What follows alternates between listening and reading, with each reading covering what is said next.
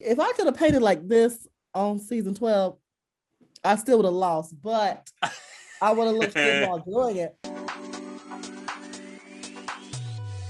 Hello! Drag Race UK Season 1 star Crystal here, reporting for Attitude Magazine. I'll be interviewing Miss Congeniality 2020 herself, Heidi N Closet, about her hot new single, G.A.P. I'm really excited to be chatting to you about your new single. Oh my goodness, I'm super excited too. Oh my goodness. I can't wait. Are you happy to get into it? Absolutely. Yes. You know we're recording this, right? I am aware, yeah. Okay, cute. It's gonna be Heidi's makeup tutorial and G.A.P promo video. It's literally a multi-purpose interview. I love it. Okay, so talk to me, G.A.P. What gap do you think that you are filling in the market? You know, I feel like there is a gap that needs to be filled, and it's not the one between me down theirs.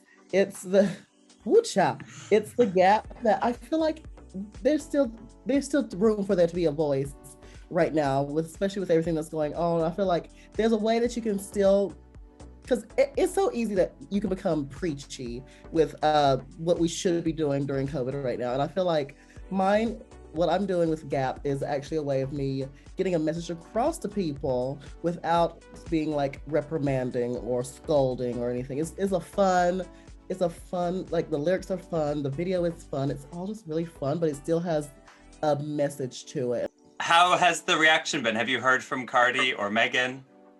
Not yet. I'm still holding out for a hero and an answer or response or anything. Maybe a retweet, maybe a something redone, something. We'll see. What do you think they would think? They're like, oh my gosh, y'all did it just as well, if not better than we did. You're amazing. I totally agree. Yeah. And a future collab, and a future collaboration. That's what we're looking for. That's what we need. We need a G.A.P Whap crossover. Oh my god. You heard it here first. Ru has obviously released a catalog of hits. Did you reach out for any advice? Maybe any auto-tune suggestions? Auto-tune. Those are my real vocals. I don't know what you're talking about. But actually the whole idea kind of stemmed from me and my fans, actually. I was on Instagram Live one day and I was just listening to music while I was talking to the fans, and Whap came on, and then we just started talking, and then all of a sudden it was like, what if I did a parody, and we could call it G.A.P, and I was like, oh my god, and I kind of just took the idea and ran with it. So I have to say thank you to the fans, and then Widow wrote her verses, and now here we are. Well, so you mentioned Widow, and then you've also got Jada, Priyanka's there, Brooklyn's there. Tell me about the shoot. Any amazing behind the scenes moments we didn't get to see? What was it like? Oh my goodness, actually, there will probably be a video coming out soon of all the behind the scenes tea and whatnot, but it was just a good time. It was almost like it was a party, but it wasn't a party. Like, we were all there working, but the fact that we were all together, that's something that me, especially the season 12 sisters and Priyanka, as well as some other seasons that y'all got to tour a little bit before everything shut down, but like, we haven't had that chance at all to like be all together. And it was just an amazing experience to be able to be with everyone. It was really amazing. Plus, you got to make Priyanka cry, and like, who wouldn't want to spend a day doing that? Everybody wants to make her cry. Everyone wants to make Priyanka cry. So I was like, I'm gonna do it. I'm gonna let everyone see it. Like, this is yeah. So you mentioned that in the song that you were booked and now I'm free, and you just mentioned it as well. Like, how has it been? Do you feel like you got a shake after season 12, or do you feel robbed? Like, how does it all feel? Robbed is a strong word, but this is definitely not how I expected my first year as a Ru girl to have been spent. Literally on my couch for half of it in North Carolina, then moving here, and then still on my couch in LA. I know it's sad because it's a lot of like time that I could have been spending on the road, getting to know the fans, also time that I could have been on the road with the sisters, getting to know them even better, making memories. I can also say I've been a very fortunate person. I have continued to work, even though most of my stuff has been online. I have been able to continue work. So I I don't take that for granted, and I appreciate all that. Yeah. But this is definitely not the year I was expecting when I first got that call. I was on Drag Race. Yeah, definitely. But I'm happy and blessed and highly favored nonetheless. I totally relate to that. Like, we got 6 months. I was I was all set for like an amazing year. Didn't happen, but like, you know, there's been other good stuff that has happened. It's like, it's important to take the positives, isn't it? But absolutely, it's also okay to be a bit of a bitter Betty sometimes, because definitely I have those days. You have to let it out. You have to let it out. Yeah, totally. Or it just starts building up and coming this vile, venomous inner turmoil, and anybody got time for that? I'm a delicate flower, you know. I'm just trying to live my best life. I heard that about you. Thank you. You heard from all my men's in jail. You heard that from me? Yeah. Oh, so right. Okay, back to the lyrics. You say that you're the queen that didn't change my name. Did you feel any pressure? I've never spoken to you about this. Did you feel pressure to change your name? And which of Rue's suggestions were you the closest to? Oh, well, definitely while we were there, definitely it was something I was thinking about. And even after leaving the show, it was definitely something I considered. And the one that I was the most considering was the last one that they gave me, Heidi Aphrodite, because I actually really did like the name. But it really came down to two things. One, the fans loved Heidi N Closet, and like, I was like, well, I can't take that from them.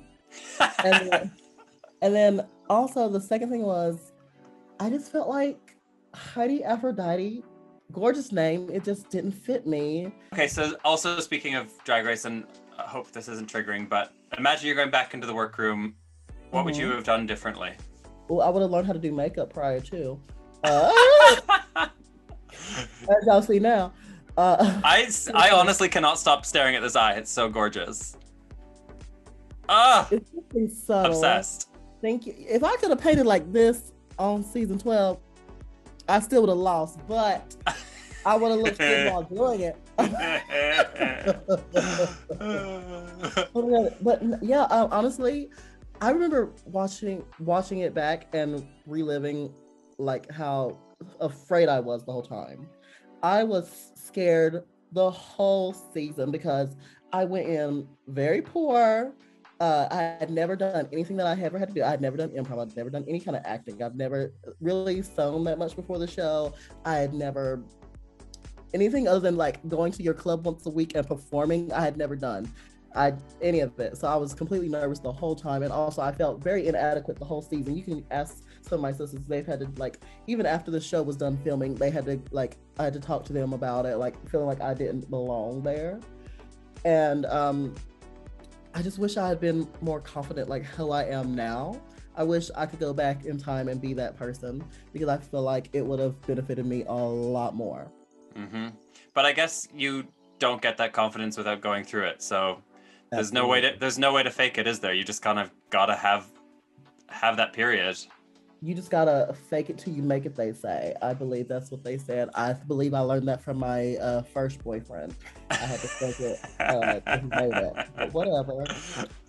Okay, Drag Race UK, are you watching it? I am, and I am in love with it. Oh my goodness, it's so good. Who are you rooting for?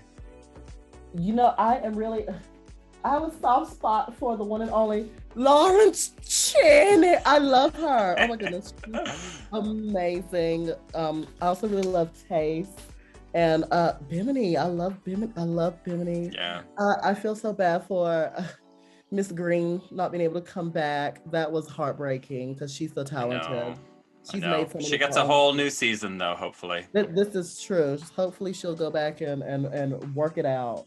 Yeah. But I honestly don't think there's a single person in the cast that I don't like. Speaking of Drag Race UK, what did you make of H&M-gate?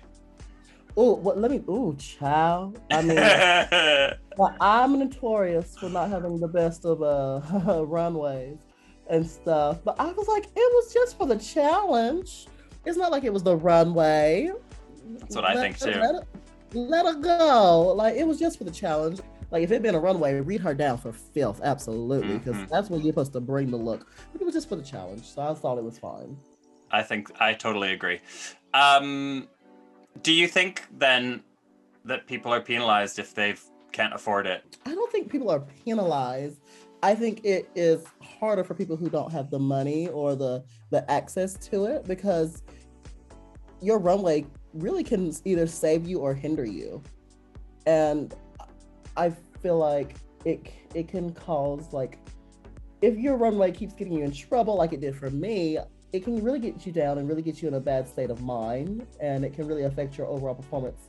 So I completely understand maybe the feeling of, that I wish it wasn't such a heavy carry, because not everyone comes from money. Not everyone has saved up thousands and thousands of dollars for this. Not many people have, and some people have been doing drag for 20 years and have a wardrobe that's like bigger than my whole apartment and can pull stuff from. So like me, I was still new to drag relatively and still trying to build up my drag, and got on the show, and made only $9,000 the year prior, and spent over half of that to get there. So I was like, famously, and still my stuff wasn't up to par with some of the other girls. I'm like, well, here we go.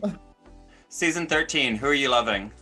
You know, actually, I love all the girls, because actually I knew all the girls prior to seeing the show. So I'm loving all of them, but Simone is giving it to me.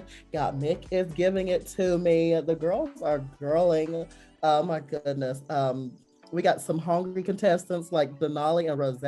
Those girls are hungry, honey. Literally every other word out their mouth is, I want to win. I'm like, go off. Starving. They are starving.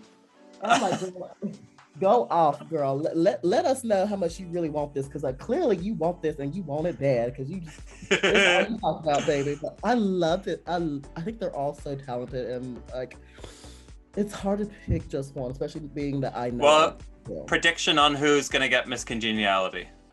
Early prediction.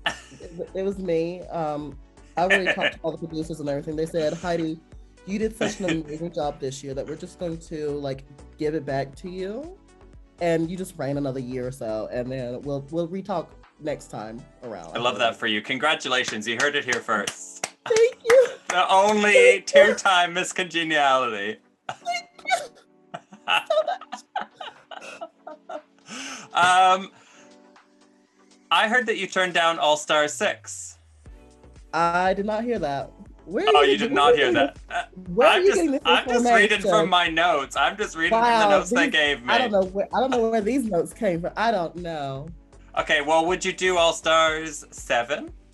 Oh, well, if they were to ask me, I would probably do it. I always look at Drag Race as the hardest thing I've ever done, but it was also the funnest thing I've ever done, because I love drag. I love drag. I love getting up and like enjoying it. Like every morning, get up super early, go be stupid. This is things I do in my normal life, and to be doing it while on TV around people that I look up to or see as peers, and have a good time while doing it, whether getting read the house down or being celebrated for it. I just love it. So yeah, I would definitely go back if they were to ask. Thanks for chatting. Thank you for having me. Oh my goodness, I wish I'd been more put together. But you look stunning. Just think of the eyes. Just think of the eyes. Exactly. When people are watching this, just think of the eyes, everyone. Just think of the eyes. I can see the headline now. Heidi N Closet appears on Attitude half made up. Half baked. Thanks for watching. Don't forget to like, comment, subscribe, and share the video with your best squirrel friends. And check out my podcast, The Things That Made Me Queer, featuring fabulous guests like Detox, Shea Coulee, Juno Dawson, and Peaches Christ. And send me nudes. Bye!